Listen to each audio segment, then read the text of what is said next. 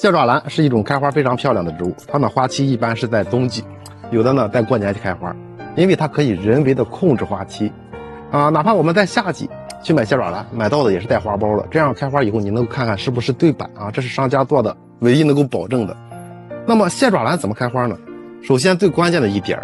就是光照，因为它是属于短日照的植物，我们控制光照，让它见光4到6个小时，持续上1个月以上的时间，它的花芽就会分化，它的花苞就会长出来。所以一般商家在夏季催花，也是温度保持不高，在30度以下，然后呢再控制光照，蟹爪兰就噌的一下全部长出花苞来了。菊花也是这样啊，他们也是这样处理的。一般到了秋季，光照就会变为短日照，短日照以后呢，它的花芽自然就分化了。所以说一般在秋冬季节短日照了，时长够了，它就会长花苞。前几天给大家做了一个棒棒糖视频嫁接的，有好多话说我的蟹爪兰长花苞就长几个，怎么才能够让它长得多？怎么才能够让它花苞一个叶片上长几个，然后一起开放？别人养的一颗嫁接的，上边全是花，一起开放老漂亮了。其实呢很简单因为到了秋季就是它的花芽分化的阶段，日照逐渐的变短，一般在秋季末尾吧，它的花芽就开始分化。我们养蟹爪兰在刚进入秋天的时候，它会快速长叶子，这个时候不需要管它，保证肥料充足，让它长的叶片足够多，让它长的叶片肥厚。但是我们要定期的观察它的叶片，经常看一下，偶尔发现有1、2个叶片上它顶部开始往外冒花苞了，这个时候证明日照时长已经足够了，已经达到它花芽分化的条件，它已经开始长花苞了。我们要做的是要把它上边的一些小叶片刚刚长出来的嫩叶全部掐掉，一个也不要留。掐掉嫩叶，它这个叶片老叶片顶部还是有芽点的，还能够分化花芽。再一个呢，就是有一些畸形的叶片，很小，长得很小很薄的叶片掐掉，然后呢在整个植株株形好看的情况下去掐叶修剪。这样掐完了以后呢，就开始控制它长叶了。用啥呢？不要用含氮的肥料，用磷酸二氢钾。磷酸二氢钾它是属于磷钾肥，高磷高钾，没有氮，也没有其他的元素，所以用它1比800左右先去喷叶。